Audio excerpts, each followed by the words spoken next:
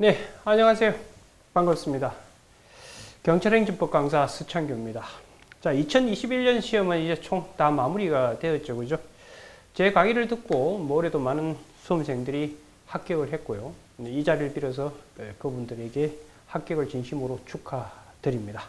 이제 내년은 지금 강의를 듣게 될 여러분들이 주인공이 되기를 진심으로 바랍니다. 그러기 위해서는 여러분들도 최선을 다하셔야 되고요. 저도 여러분에게 최선을 다해서 제대로 된 강의를 전달할 수 있도록 노력을 기울이겠습니다. 자, 좋습니다. 자, 이번 이제 첫 시작 강의, 입문 강의는 이미 했었고요. 그죠? 이제 드디어 이제 본격 라운드에 들어왔죠. 그죠? 이제 기본 강의부터 출발을 해가지고 이제 쭉 진행이 될 텐데요. 자, 먼저 제가 누군지 간단히 소개를 해드리면 그 책에 보면 제가 어떤 놈인지 대충 나와 있을 겁니다. 그죠? 저도 이제 그 행정고시를 준비했었고요. 또 운이 좋았는지 어떤지 합격도 했었고, 공직과 인연이 맞지 않아가지고 국가가 저를 버리기 전에 제가 먼저 버리고 튀어나왔습니다. 현재 지금 신림동에서 그 행정고시하고 그 다음 변호사 시험 강의를 지금 진행을 하고 있고요. 그 다음 위너스 경영 아카데미에서 행정소송법 강의를 진행을 하고 있습니다. 그리고 더불어 이제 여러분들의 합격을 돕기 위해서 경찰행정법 강의를 진행을 하고 있습니다. 제가 신림동에서 그 변호사 시험이나 그 행정고시 강의는 특히나 여러분들의 그 당락을 좌우하는 것이 사실 약술 문제보다 사례라는 거 아실 거예요. 그죠? 그 사례 강의에 엄청난 장점으로 여러분에게 다가가게 될 겁니다. 어쨌든 그 제가 거기서 갈고 닦았던 노하우, 그다음 제가 수험생활 하면서 느꼈던 노하우를 여러분에게 깔끔하게 전달하기 위해서 최선의 노력을 기울이게 될 겁니다. 아마 제 강의를 듣고 나면 행정법 때문에 여러분 시험이 떨어졌다는 소리는 안 나오게 될 거예요. 저는 그걸 확신하고 있고 또 제 강의를 들었던 많은 수험생들이 그 점에 대해서는 동의를 하고 있는 것 같습니다. 그러니까 여러분도 믿고 저를 따라오신다면 내년에 행정법 때문에 오히려 합격했다는 그런 소리를 분명히 듣게 될 겁니다. 자, 좋습니다. 자, 그러면 먼저 여러분들 올해 1년간 진행될 전체적인 커리큘럼에 대해서 간단히 좀 설명을 드리고 본격적인 강의에 들어가도록 하겠습니다. 자, 칠판 잠시 보실래요?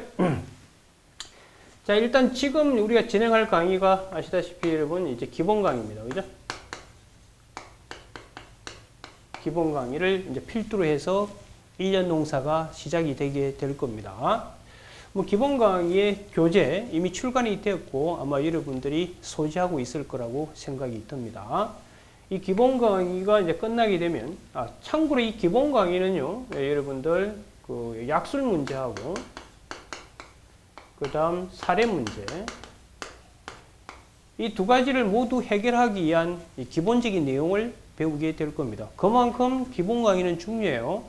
이 기본 강의를 등한시하게 되면 여러분들 단순히 암기 위주의 수험 생활이 진행될 수밖에 없어요. 단순히 암기해가지고는 약술 문제는 어느 정도 해결할 수 있습니다만 사례 문제는 아시다시피 여러분들 외웠다고 풀리는 게 아닌 거 아시죠?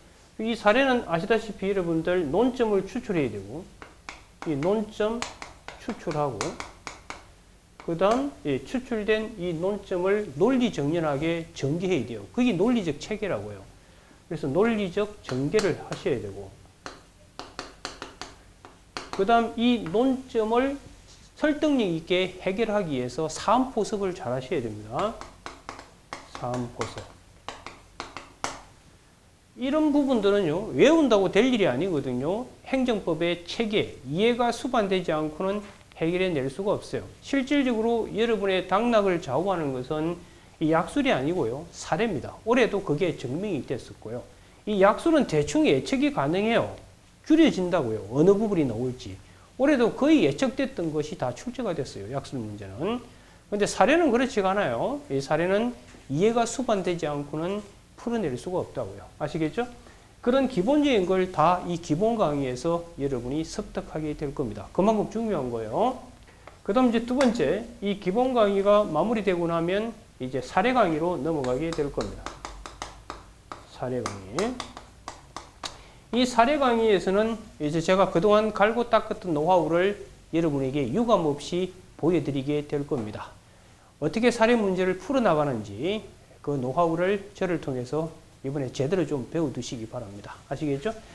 이 사례 강의에 쓰일 이 교재도 곧 출간이 되게 될 거니까 그때 받아보시면 될 겁니다. 아시겠죠?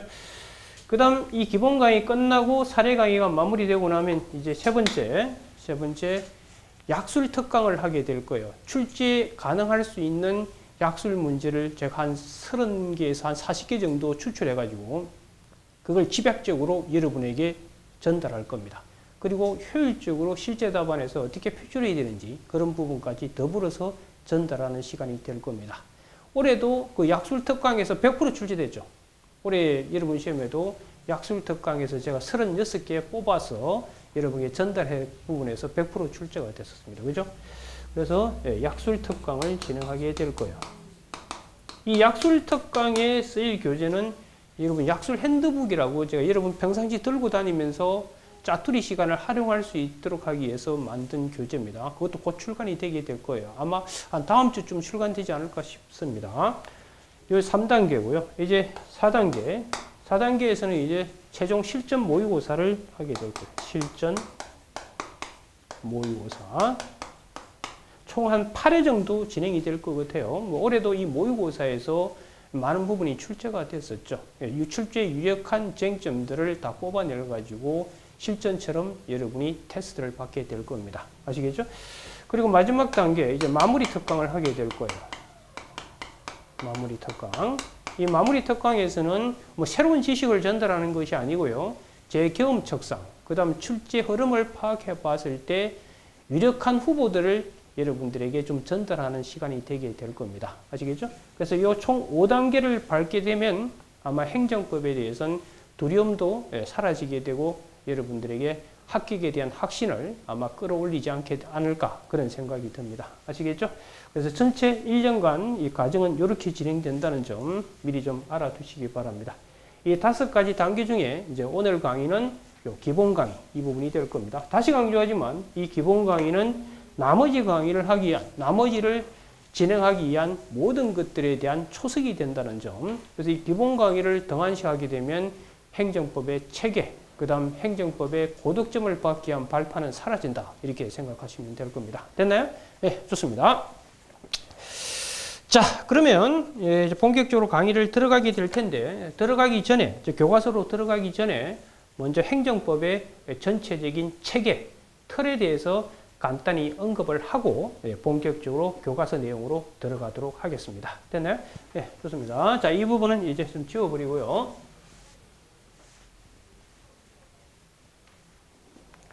자, 먼저 행정법의 체계에 대해서 좀 설명을 할게요. 아마 제 입문 특강을 들으신 분들은 뭐 어느 정도 이 부분에 대해서 좀 숙지가 돼 있었을 거예요. 그런데 입문 강의를 듣지 않고 바로 기본 강의부터 진행하시는 분들은 이 부분을 활용하셔가지고 행정법 전체의 윤곽을 좀 확보를 하는 시간이 되기를 바랍니다. 자, 보도록 합시다. 행정법의 체계. 아마 태어나서 행정법을 처음 듣는 그런 분도 있을 거고요. 그 다음 또 딴 분의 강의를 듣다가 자기 코드에 맞지 않아 가지고 또 제 강의를 듣기 위해서 오신 분도 있고 아마 다양한 수험생들이 아마 이 강의를 듣고 있을 텐데 어쨌든 간에 이미 행정법을 들었던 아니면 이 강의가 처음이 됐든 간에 행정법의 전체적인 틀은 파악이 되고 여러분 공부가 진행이 되는 것이 바람직할 겁니다. 아시겠죠? 근데 제 개인적으로 가장 훌륭한 강사는요, 자기 코드에 맞는 강사예요. 아시겠어요? 제가 생각하는 가장 좋은 강사는 자기 코드에 맞는데, 맞다는 건 뭐냐면, 강의를 듣고 이해가 돼야 되고, 이해된 다음에 그 강의가 듣고 나서 정리가 돼야 되고요. 정리된 다음에 실제 답안으로 이렇게 현출될 수 있는 과정을 끌어가는 강사. 그게 가장 훌륭한 강사자 좋은 강사입니다. 아무리 타인이 자기에게 마음에 든다는 강사라고 얘기하더라도 본인에게 맞지 않으면 그건 말짱항이죠. 무슨 말인지 이해가 되셨을 겁니다. 자, 이제 행정법의 체계에 대해서 간단히 좀 언급을 하도록 할게요. 아시다시피 행정법은요, 국가하고 국민이 싸운다는 거 아시죠? 민법은 개인과 개인이 싸우는 거라면 행정법은 국가하고 국민이 싸우게 되는 거예요. 그래서 행정법의 전체 틀은 이렇게 되어 있어요. 그 전에 일단 이거부터 이해하셔야 돼요. 이 행정법이 등장하게 된 배경을 좀 이해를 하셔야 돼요. 이 등장 배경. 이걸 좀 아시면 행정법 이해하는데 좀 많은 도움을 받게 될 겁니다. 아시다시피 여러분들, 과거에는 이제 왕이 있었죠. 이 왕이 이제 국가 그 자체였죠, 옛날에는. 그죠? 왕이 있었고, 이렇게 국민이 있었잖아요. 그죠? 그럼 국가가 있다면, 당연히 국가는 다양한 활동을 하게 되겠죠. 그 다양한 활동을 행정이라고 그런다고요. 그럼 당연히 국가가 있으면 그게 고대 국가든, 왕이 지배하던 국가든, 오늘날의 국가든 간에 국가는 뭔가 하겠죠. 그래서 이 왕이 이제 국민을 향해서 다양한 행정을 하게 됐을 거라고. 그런데 이 시대, 이때 왕은 절대군주입니다. 절대군주고요.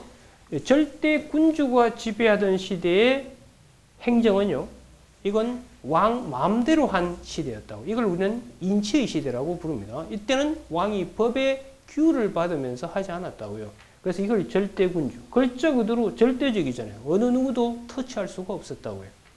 그래서 이 왕이 자기 마음대로 행정을 하던 시대, 이걸 우리는 인치의 시대라고 이야기해요. 인치. 사람이 사람을 다스렸다. 사람 위에 사람이 존재한 시대였다고. 이러다가 여러분 아시다시피 드디어 국민들이 들고 일어나죠. 열심히 돈을 벌으면 뭐해요? 왕이, 야, 너 이마 전 재산 들고 와. 싫은데요? 그럼 그 다음날 자인의 한 조각이 된 자신을 발견하겠죠. 그래서 이 친구들이 이제 들고 일어나죠. 그게 그 유명한 시민혁명이잖아요. 이해가 되셨죠? 그럼 시민혁명을 통해 가지고 이제 무슨 일이 벌어지느냐? 자기들의 대표자를 뽑죠.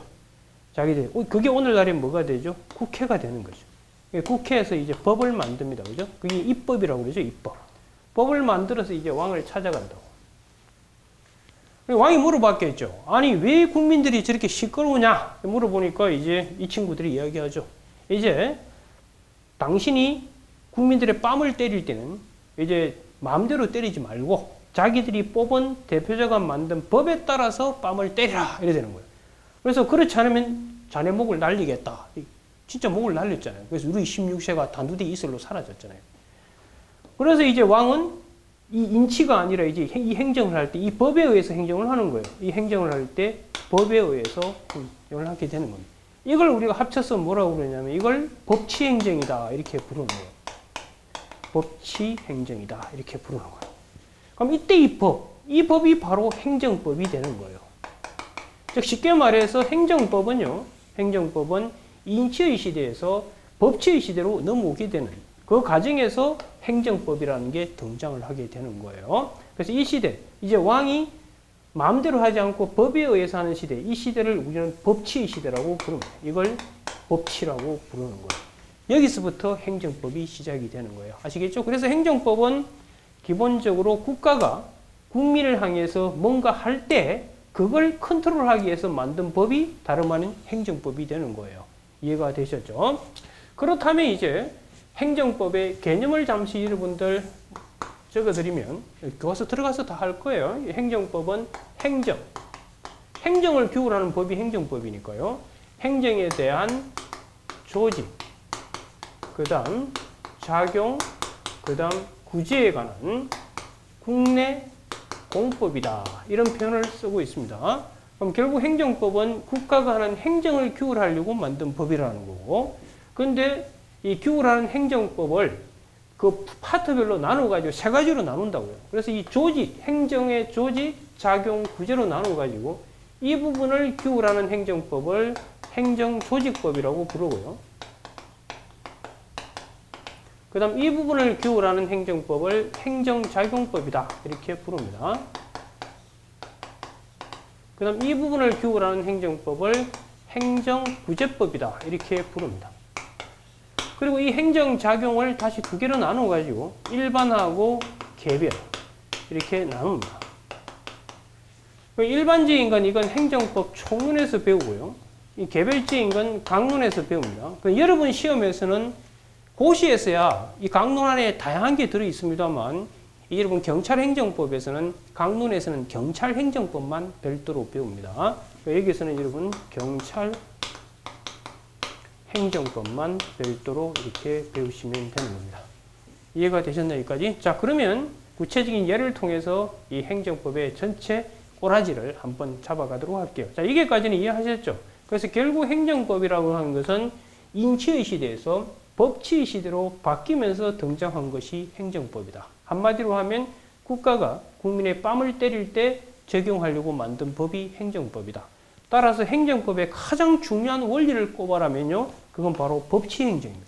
그래서 결국 행정법은 사례도 이거예요. 사례도 결국은 국가는 법에 의해서 행정을 했다고 주장하고 있을 거고요. 국민은 내가 보기엔 법을 위반해서 행정을 한 거였는데 하라고 다투는 거라고. 그걸 이제 분쟁을 소송을 통해서 해결하는 거. 이게 행정법의 전부 다입니다. 그럼 결국 국민은 이 행정, 예를 들어서 뭐 세금을 부과했다. 그럼 국민이 보기엔 세법에 위반된 세금으로 보이니까 난 세금 못 내겠다. 그러니까 아니다. 국가는 이건 법 따라 세금 부과한 거니까 너 세금 내. 그러면 분쟁이 생기겠죠. 그 분쟁을 이제 행정소송이라는 소송을 통해서 해결하고 이런 일련의 과정이 다 행정법 전체가 되게 될 겁니다. 자, 그러면 하나의 예를 통해서 이제 보도록 할게요. 자, 지금 법을 먼저 하나 보도록 할게요. 참고로 여러분들 우리나라에 존재하는 법의 거의 대다수 법은 다 행정법이에요. 참고로 여러분들 뭐 민법, 민사소송법, 형사소송법 들어보셨죠? 그 다음 뭐 형법, 상법 이런 거 있잖아요. 이런 것들은 단일화된 법전이 존재해요. 민법전이 다 있잖아요. 헌법전도 있고요. 그런데 행정법이라는 법전을 갖고 있는 법은 없어요. 다만 여러분들 뭐 도로교통법, 경찰관 직무집행법, 무슨 식품위생법 등등 도로법 이런 거 들어보셨을 텐데 그런 개별법들의 전체 체계가 그냥 행정법이에요. 쉽게 말해서 국가가 국민에게 행정할 때 적용되고 있는 규범이 들어있으면 그걸 전체를 총칭해서 뭐라고 그런다고 그냥 행정법이다 이렇게 부르고 있을 뿐이에요. 아시겠죠? 그러면 우리가 법을 하나 보도록 할게요. 만약에 도로교통법이라는 법이 있다고 해볼게요. 도로교통법이라는 법이 있다고 예를 하나 들어볼게요. 만약에 혈중 알코올 농도가 0.05 이상으로 운전. 이렇게 운전하면 운전면허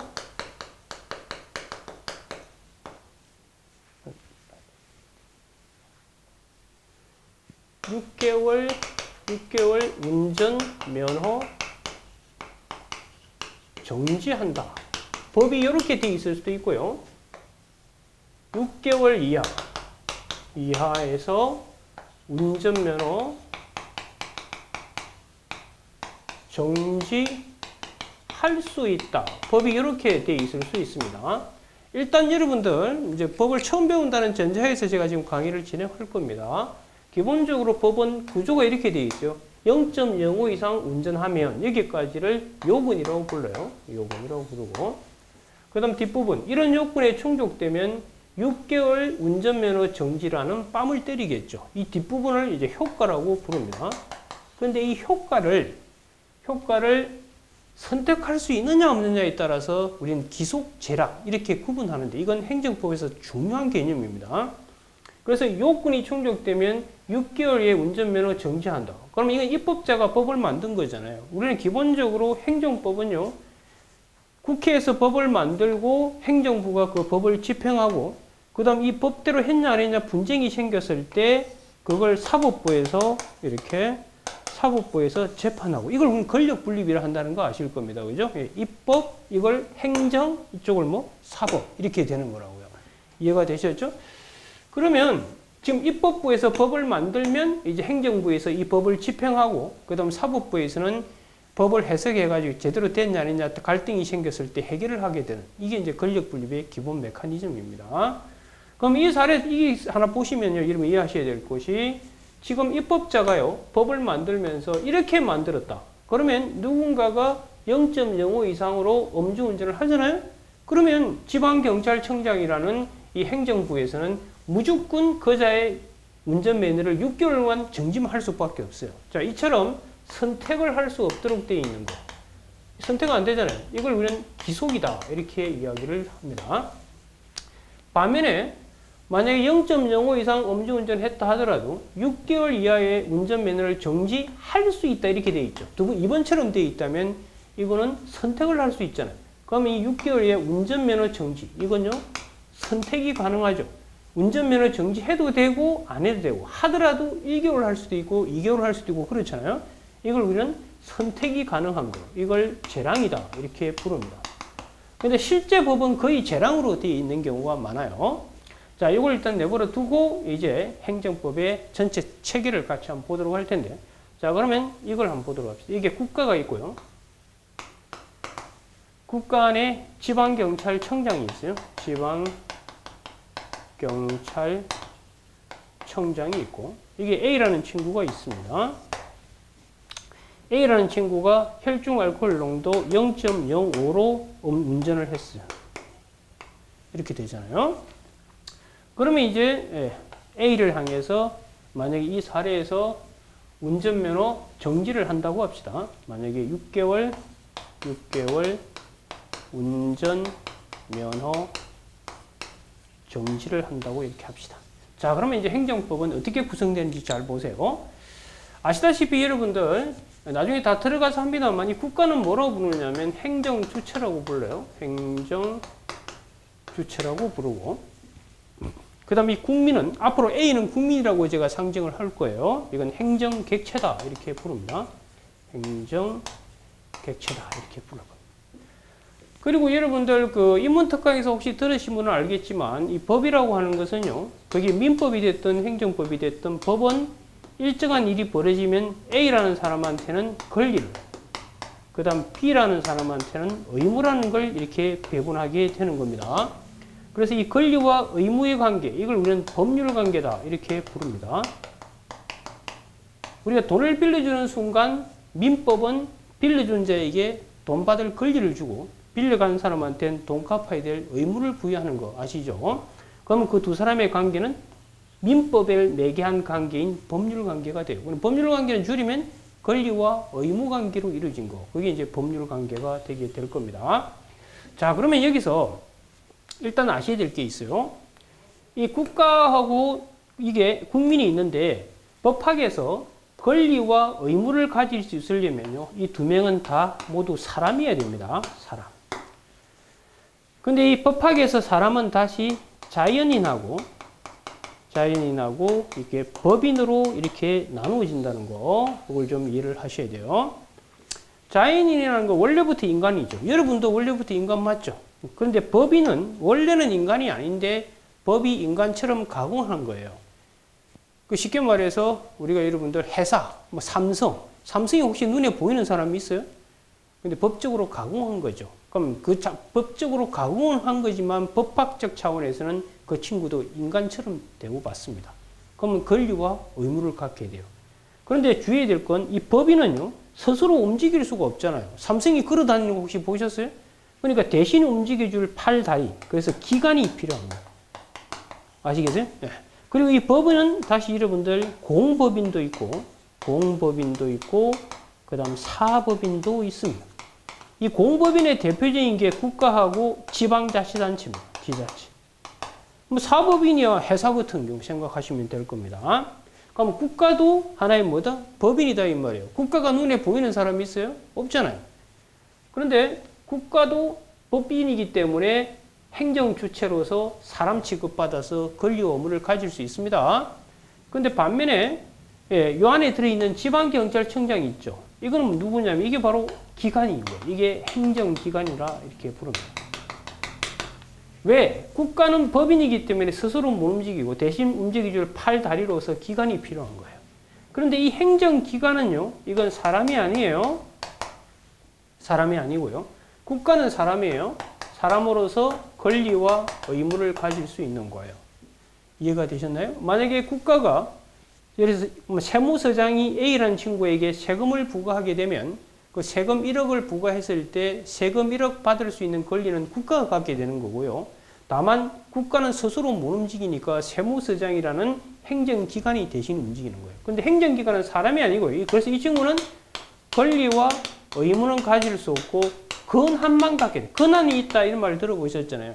사무 범위가 되는 거예요. 사무 범위. 그럼 이 지방경찰청장은 국가의 행정기관으로서 권한만 갖게 돼요. 어떤 권한? 운전면허 정지 취소할 수 있는 권한만 갖게 되는데 이런 권한을 배부하기 위해서 만든 행정법을 행정조직법이라고 부른다고요. 아시겠어요? 그래서 행정조직법은 이 국가라고 하는 행정주체가 법인이다 보니까 대신 움직일 팔다리가 필요하고 그 팔다리를 행정기관이라고 부르는데 이 행정기관이 어떤 역할을 할 것인가를 배분해주기 위해서 만든 법, 이게 행정조직법이라고요. 그럼 만약에 세무서장이 운전면허 취소 정지하게 되면 권한이 없는 행정기관이 한 거기 때문에 이건 법에 위반됐죠. 그래서 법치행정에 어긋나게 되는 거예요. 그럼 여러분들은 운전 계속하면 돼요. 그냥. 이해가 되시죠? 무슨 말인지. 그래서 요 권한, 요 부분을 규율하려고 만든 법을 우리는 행정조직법이다. 대표적인 행정조직법이 정부조직법이에요. 이걸 우리는 행정조직법이다. 이렇게 부르는 거예요. 그리고 이 행정기관 중에서 가장 의미 있는 행정기관을 우리는 행정청이다. 이렇게 불러요. 즉 쉽게 말해서 국가의 의사를 결정해서 국민에게 이렇게 표출할 수 있으면 행정기관 중에서 특히 행정청이라고 부릅니다. 그럼 대통령도 행정청이고요. 각 지방경찰청장이나 경찰서장, 세무서장, 각부 장관들 다 행정청에 해당합니다. 앞으로 제가 이제 행정청이란 말을 자주 쓰게 될 텐데 그건 그런 의미다. 그러면 지방경찰청장이 뭔가 하게 되면 누가 한 것처럼 된다고? 국가가 한 거와 똑같은 취급을 받게 될 겁니다. 여기까지 이해되셨나요? 그래서 이 부분을 규율하는 것을 이제 행정조직법이다라고 이야기를 하는 겁니다. 됐죠? 여기까지. 그래서 다시 강조하지만 그럼 지방경찰청장 뭐 빵빵이 있겠죠. 그럼 이 김빵빵은 뭐냐면 이 친구는 공무원이에요. 이 공무원과 또 행정기관을 구분할 줄 아셔야 됩니다. 법학에서. 이 공무원은 사람이에요. 그래서 공무원은 사람이기 때문에 각종 권리, 의무, 책임을 지게 되는 거예요. 아시겠죠? 그 나중에 들어가면 또 사례풀이 할 때도 활용되게 될 테니까 잘 기억하시기 바랍니다. 그래서 먼저 여러분이 기억하셔야 될 건 이 부분을 규율하려고 만든 행정법이 행정조직법이 돼요. 아시겠죠? 그래서 이건 나중에 보시면 알겠지만 결국 이거는 위법성 판단할 때 다시 또 활용을 하게 될 겁니다. 그 다음 이렇게 조직된 국가가 이제 국민을 향해서 뭔가 하죠. 이게 행정이잖아요. 요 행정 작용할 때, 요 행정할 때 적용하기 위해서 만든 법을 행정작용법이라고 부르는 거예요. 그럼 이 운전면허 정지하기 위해서는요, 이에 법이 있어야 되죠. 국회가 만든 법. 이 법이 있잖아요. 이런 법들이 뭐가 되느냐 하면 행정작용법이 되는 거예요. 그래서 이 운전면허 정지할 때 여기에 작용되는 법, 이게 이제 행정작용법이래요. 아시겠죠? 그래서 이 부분, 운전면허 정지할 때 요걸 규율하기 위해서 만든 법, 이걸 행정작용법이다라고 이야기를 합니다. 이게 핵심이 돼요. 우리가 아는 거의 행정법은 다 행정작용법이에요. 그래서 이 행정작용법에 따라서 행정을 하면 법치 행정이 일어나게 되는 것이고, 이게 어긋나서 행정작용을 하게 되면 이거는 법치에 어긋났죠. 그럼 위법이라는 평가를 받게 될 겁니다. 그래서 이 부분, 운전면허 정지할 때 만약에 이 친구가 혈중 알코올 농도 0.0으로 운전한 적도 없어. 그럼 없는데도 불구하고 뺨을 때렸다. 그럼 이 요건이 갖춰져야 뺨을 때리도록 법을 만들어 놨는데 그걸 위반한 거죠. 그럼 이건 위법이다. 이런 평가를 받게 될 겁니다. 이해가 되셨죠? 그래서 이 행정작용법이 되고요.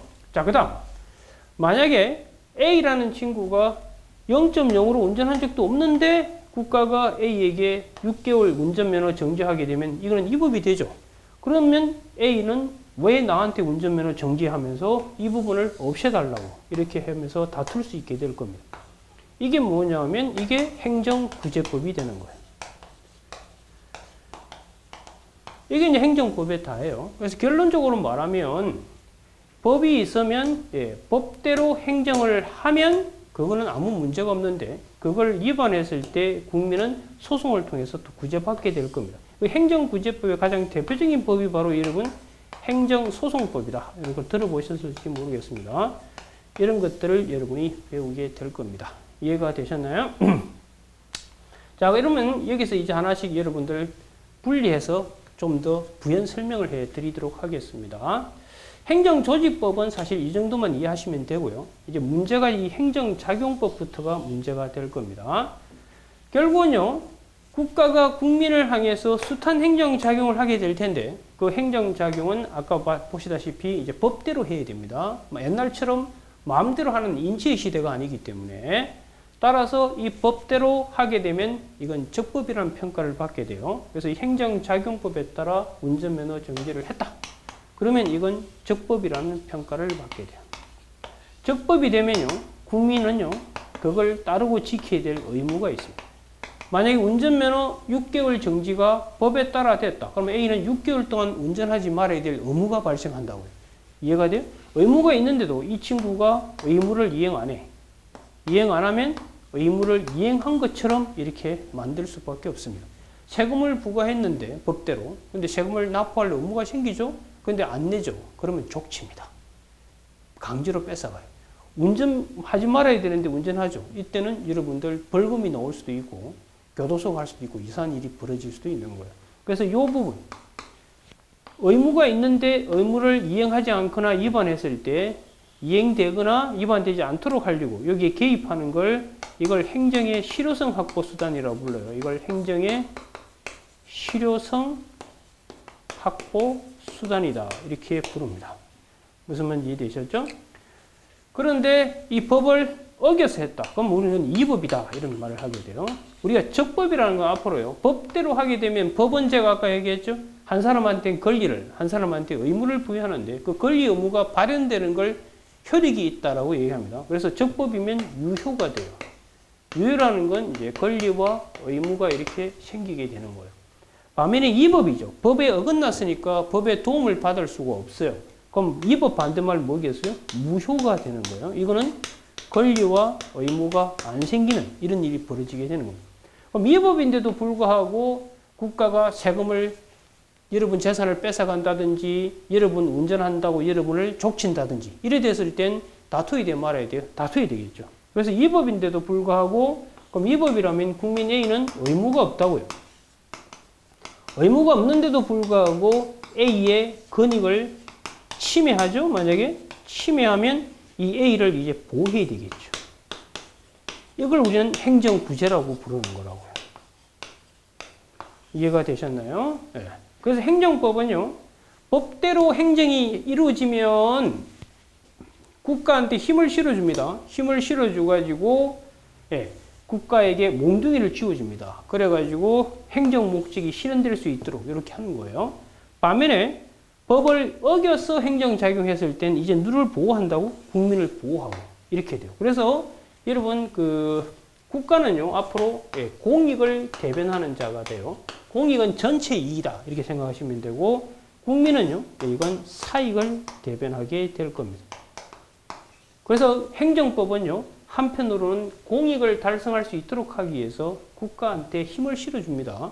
그러니까 상대방 의사 묻지 않고 세금을 때리고 이렇게 하잖아요. 군대 오라 이렇게 하지만 그건 법에 있을 때만 그렇게 하고요. 법에 없을 때는 또 그렇게 못하게 함으로써 국민을 보호하는 법. 이게 다름 아닌 행정법이 되는 거예요.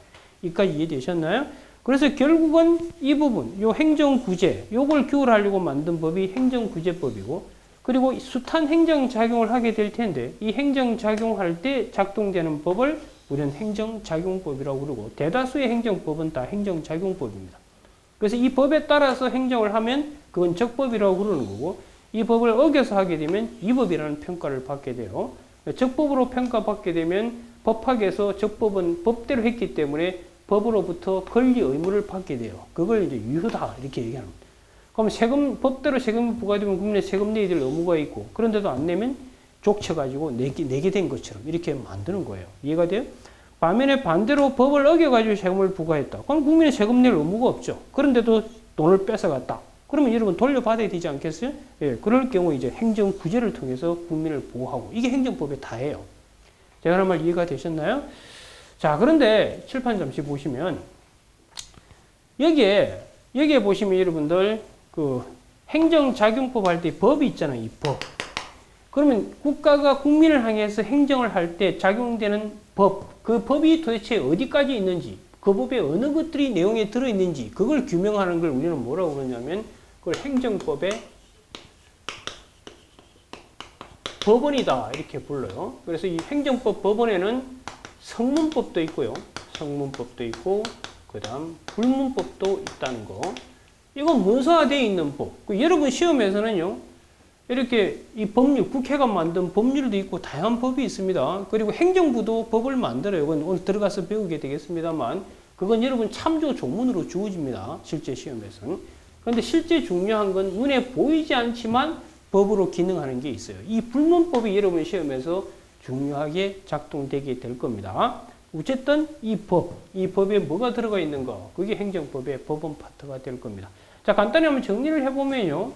행정법은 기본적으로 인치의 시대에서 법치의 시대로 넘어오는 과정에서 행정법이 만들어졌어요. 그래서 행정법은 한마디로 얘기하면 국가가 국민의 뺨을 때릴 때 작동되는 법이다. 아시겠죠? 그리고 법은 기본적으로 일정한 일이 벌어지면 한 사람한테는 권리를, 한 사람한테는 의무를 배부한다는 것도 이기에 알아두세요. 그래서 원래 권리라고 하는 건 법이 주는 힘, 그게 권리고요. 반면에 의무는 법이 주는 구속을 얘기하거든요. 예, 그것도 기억해 두시고. 자, 그런데 어쨌든 행정법은요, 한마디로 행정을 규율하게 한 법인데, 그걸 다시 세 파트로 나누면 조직, 작용, 구제로 나눌 수 있다는 거. 이 조직을 규율하기 위해서 만든 행정법을 행정조직법이라고 그러는데, 그건 바로 이 부분을 규율하기 위한 거예요. 즉, 국가라고 하는 행정주체는 법인이기 때문에 스스로 움직일 수 없어서 행정기관이라는 걸 만들어야 된다. 그런데 이 행정기관을 만들고 이 기관한테 어떠한 권한을 배분할 것인가를 정해놓은 법, 이걸 행정조직법이라고 그래요. 그럼 행정조직법에 권한이 없는 행정기관이 여러분 뺨을 때리면 여러분은 왜 때려? 이렇게 항변할 수 있게 되는 겁니다. 쉽게 말해서 국방부 장관이 세금을 부과한다. 안 내도 된다 이 말입니다. 누가 부과해야 돼요? 세무서장이. 그게 바로 행정조직법이 규율하게 됩니다.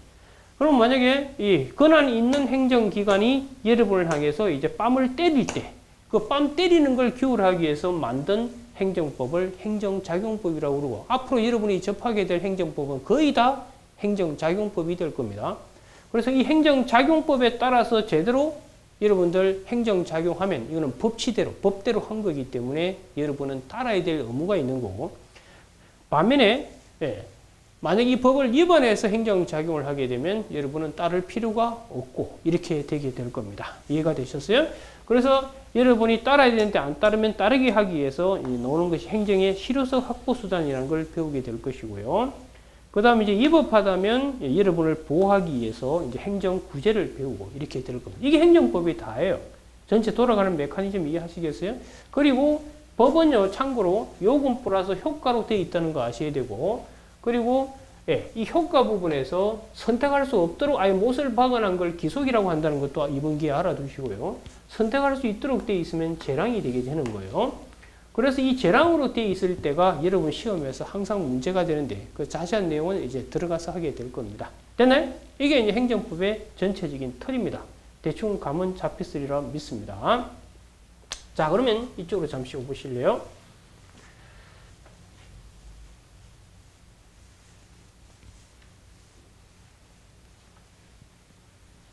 이거 이제 지워버릴게요. 지워버리고. 그럼 잠깐 제 책의 목차를 잠시 한번 펴보시기 바랍니다. 목차를 잠시 한번 펴보시면 이제 전체 그림이 윤곽이 잡힙니다. 그림을 다시 한번 그려볼게요. 여기에 국가가 있고, 그 다음 여기에 행정기관이 있고요. 이제 뭔지 대충 감으로죠? 그 다음, 공익 달성을 위해서 국민에게 숱한 행정작용을 하게 될 겁니다. 그리고 국가를 제가 아까 뭐라고 부른다고요? 행정주체다. 이렇게 부른다고 그랬어요. 그죠? 행정주체다. 그 다음 행정주체는 사람이다. 따라서 이 친구들은 권리와 의무라는 걸 갖게 된다는 거. 반면에 행정기관은 이 친구들은 사람이 아니다. 따라서 이 친구들은 권리와 의무는 못 가지고 그 대신 권한만 갖게 된다는 거. 여기까지 이해되셨죠? 그래서 이 부분을 규율하기 위해서 만든 행정법을 이제 행정조직법이다. 이렇게 불렀습니다. 행정조직법은 크게 신경 안 쓰셔도 돼요. 여러분 시험에서는. 그 다음에 이제 이렇게 조직된 국가가 공익 달성을 위해서. 국가는 공익을 대변한다고 그랬어요. 앞으로 이것도 알아두세요. 공익. 공익을 위해서 움직이는 거. 그걸 우리는 총칭해서 행정작용이라고 하고요. 그 다음 이제 행정작용의 상대방인 국민, 이 친구를 우리는 행정객체다. 이렇게 부릅니다. 행정객체다. 이렇게 부르는 거예요. 그 다음, 이 행정작용은 한두 개가 있는 게 아니라 숱하게 존재해요. 어쨌든 이 행정작용을 규율하는 법, 이걸 우리는 행정작용법이고, 여러분이 아는 뭐 도로교통법부터 해서 다양한 법들이 있죠. 이거 다 행정작용법입니다. 작용법이 될 겁니다. 이 숱한 행정작용이 존재하는데 가장 대표적인 것이 이제 행정입법이라는 게 있고요. 참고로 원래 법은 국회에서 만들지만 오늘날은 행정부 자체도 법을 만든다는 점, 그 점도 인식을 해 두시기 바랍니다. 그 다음 대표적인 작용이 이제 행정행위라는 게 있어요. 여러분이 앞으로 접하게 될 거의 대다수 행정작용은 행정행위로 분류되게 될 거예요. 이게 이제 가장 중요합니다. 그 다음 세 번째가 이제 기타 해가지고 숱한 것들이 나와요. 여기 보면 뭐 학약, 그 다음 행정계획, 그 숱하게 하는 국가작용을 쭉 성격에 따라 분류를 해놓은 겁니다. 학자들이요. 그 다음 세 번째가 공법상 계약, 그 다음 네 번째가 여러분들 사실행위, 그 다음 사실행위 안에 뭐가 들어있냐 보면 여러분들 행정지도도 이 안에 들어가 있습니다. 행정지도 같은 것도 들어있고요. 그 다음 행정의 자동화 결정, 자동화 결정이라는 것도 들어있습니다. 이런 걸 쭉 배우게 돼요. 그리고 이 숱한 행정작용은 여기 보시면 이 법에 따라서 행정작용해야 됩니다. 이걸 합치면 이게 뭐라고 부르냐면 이걸 법치행정이다. 이렇게 불러요. 법치행정입니다.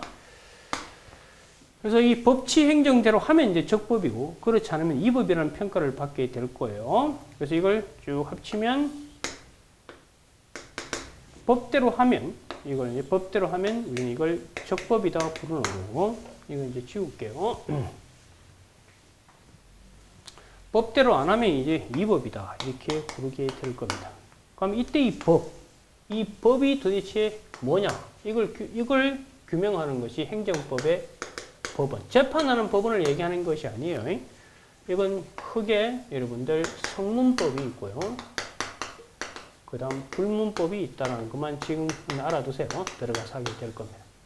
실제 이 불문법이 중요하게 작동될 겁니다. 그래서 이 법대로 하면 적법인데 적법이 된다는 건 제가 아까도 얘기했지만 이건 유효가 되는 거예요. 적법이면 유효가 되고 유효가 된다는 건 권리와 의무가 생긴다 이렇게 얘기했었습니다. 그리고 앞으로 여러분들 이 적법이냐 위법이냐를 판단하는 척도는 네 가지입니다. 이게 이제 주체, 잘 알아두세요. 내용, 그 다음 절차, 그 다음 형식. 이 네 가지를 다 갖춰야 적법이라고 얘기합니다. 법에 있는 주체, 이게 바로 권한입니다. 권한 없는 자가 하면 안 된다는 거예요. 이게 이제 권한의 문제고. 내용은 이제 오늘 들어가서 배웁니다만 이게 이제 법률 우위하고 이제 법률 유보라는 게 있어요. 지금은 그냥 들어만 두세요. 그 다음 이제 절차는 뭐냐면요. 이 행정 작용하기 전에 아까 뭐 운전면허 취소 정지한다든지 아니면 뭐 세금을 부과하기 전에 뭔가 취하는 조치가 있는데 이걸 우리는 절차라고 부릅니다. 그래서 뺨을 때리기 전에 미리 사전 통지도 하고 뭐 이유 제시도 하고 이런 과정을 거쳐 가지고 뺨을 때립니다. 그걸 절차라고 해요. 이 절차를 안 거치고 뺨 때리면 이것도 위법이라는 평가를 받게 됩니다. 그다음 형식은요. 세금 부과하거나 운전면허 취소 정지할 때 전화 걸어가지고 자 보세요 세금 내세요 이러면 안 돼요. 안 내도 돼요. 문서로 작성해서 나로 오게 됩니다. 그걸 우리는 형식이라고 해요. 이건 이제 문서로 이렇게 하는 거예요. 이 내용이라는 게 뭐냐면 이건 글자 그대로 우리가 법이 있을 때 아까 법에 보면 뭐 혈중 알코올 농도 0.05 운전면허 뭐 정지 이렇게 돼 있잖아요. 그럼 0.05도 아닌데 뺨을 때린다. 그럼 그건 당연히 법에 위반되겠죠. 그 다음 운전면허 정지마라고 했는데 취소했다. 그럼 법에 위반됐잖아요. 그게 다 내용이 문제가 되고 들어가서 할 거예요. 이렇게. 그러면 적법이라면 이제 권리 의무가 생긴다고 했어요. 그러면 저 사례에서 A 얘기는 의무가 생기게 될 겁니다. 여기까지 이해되셨죠? 그 의무가 있는데도 불구하고 이 친구 의무를 이행 안 하면 이행된 상태. 이게 이제 행정 목적을 달성하는 겁니다. 즉, 공익이죠, 공익.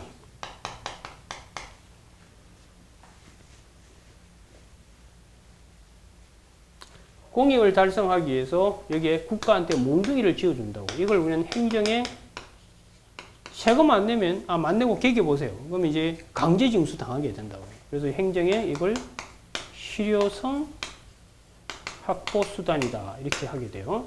그럼 위법이다. 위법이면 이거는 이제 무효가 되겠죠. 즉, 권리와 의무가 안 생겨요. 그러면 A는 의무가 없어요. 의무가 없는데도 불구하고 국가가 힘이 세다고 A의 권익을 이렇게 침해할 수 있겠죠. 그러면 이제 이 A를 이제 보호할 필요가 있겠죠. 이걸 우리는 행정구제다. 이렇게 이야기를 하는 겁니다. 이 행정구제를 규율하기 위해서 만든 법을 우리는 행정구제법이다. 이렇게 부릅니다. 참고로 행정의 실효성 확보 수단도 행정작용법에 의해서 지배받습니다. 이건 행정작용법에 의해서 지배를 받아요. 여기까지 이해되셨죠? 그리고 이제 이 행정구제법인데 이 행정구제는 크게 두 개로 나뉩니다. 이건 손해전보하고 그 다음 행정쟁송으로 이렇게 나뉩니다. 다 들어가서 할 거예요. 이 손해전보와 행정쟁송이 있는데요. 이건 이제 행정쟁송은 이 작용이 있잖아요. 이걸 직접 A가 공격해서 이걸 아예 없애버리려고 하는 거. 이게 행정작용이고요. 손해전보는 뭐냐면 이걸 없애는 게 아니라 이 작용 때문에 A에게 피해가 생겼어요. 이 피해를 돈으로 이제 어루만져 주는 겁니다. 이 작용이 위법한 작용인데 피해가 생겼다. 그럼 돈으로 보존하는 거. 우리 일상에서 많이 들어보죠. 그걸 배상한다고 그래요. 손해배상. 이게 적법인데도 A가 피해 입었다. 그럴 때는 보상한다고 그래요. 그래서 그걸 손실보상한다. 그렇게 돼요. 그래서 나중에 들어가서 합니다만 지금 틀만 잡아주세요. 손해전보는 크게 손해배상하고 그 다음 손실보상 이렇게 배우시게 될 겁니다. 그 다음 행정쟁송은 나중에 들어가면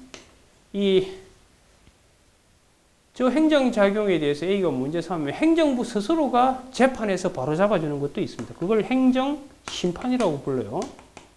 그 다음 법원에서 바로 잡아주는 걸 우리는 행정소송이다. 이렇게 부르게 됩니다. 아시겠죠? 이게 기본이고요.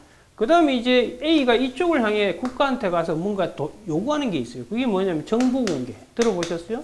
정보공개 청구하는 거. 이런 것도 여러분이 배우시게 될 겁니다.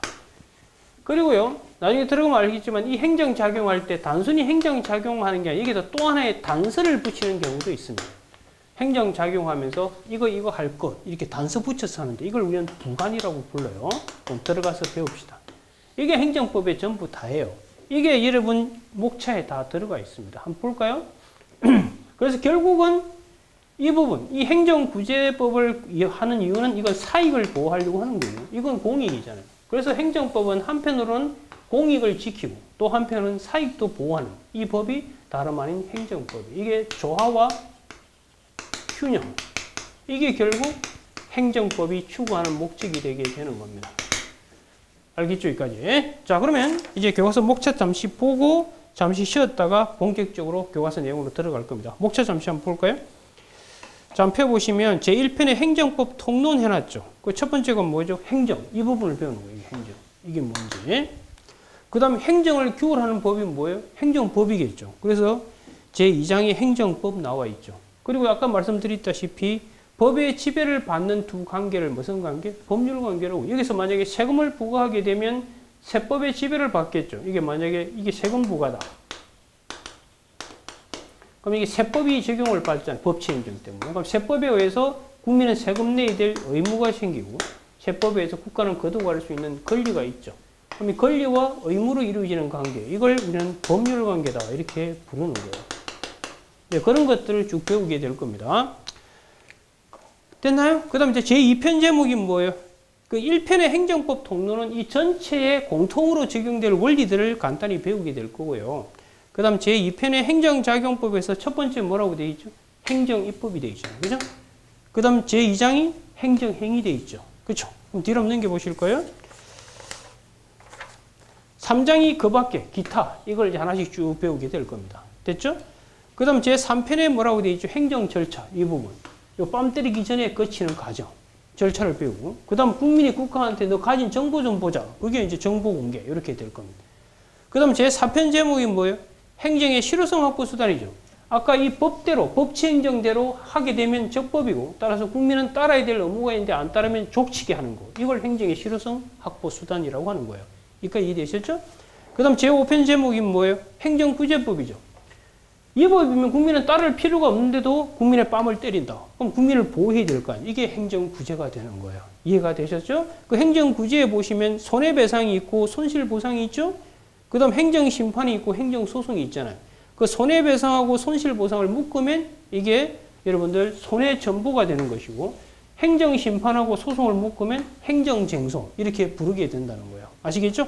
거기까지 해서 기본 틀이 잡힌 거고 다만 이 행정작용 중에서 특수영역으로 따로 뽑아서 만든 게 이제 경찰행정법이에요.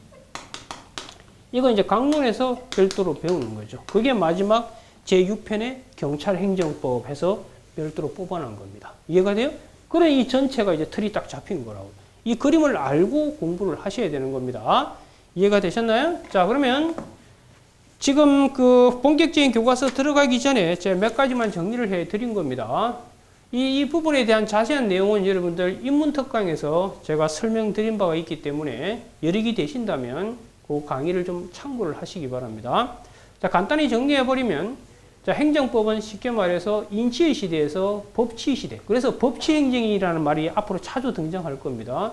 그 법치의 시대에 들어오면서 등장한 법이 행정법이다. 한마디로 국가가 공익을 위해서 행정작용할 때 적용되는 법. 이게 행정법인 거예요.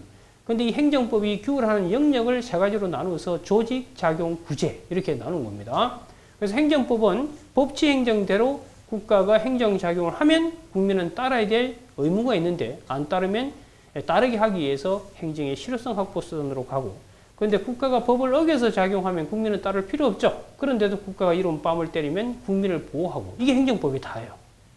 그걸 하나하나 쪼개서 이제 공부에 들어가게 될 겁니다. 아시겠죠? 그래서 별도의 특별한 행정작용으로서 경찰행정법을 따로 빼서 여러분 강론 파트에서 하나만 배우게 되는 거예요. 다만 이제 고시에서는 이거 이외에도 많은 걸 배웁니다만 다행히 여러분들은 이 경찰행정법이 이제 주 내용이다 보니까 강론에서 이 부분만 따로 배우게 될 겁니다. 됐죠? 자, 여기까지 하고요. 이제 여러분 이제 스슬은 다 마무리된 것 같아요. 그럼 잠시 쉬었다가 이제 본격적으로 기본서 교재 내용으로 들어가도록 하겠습니다.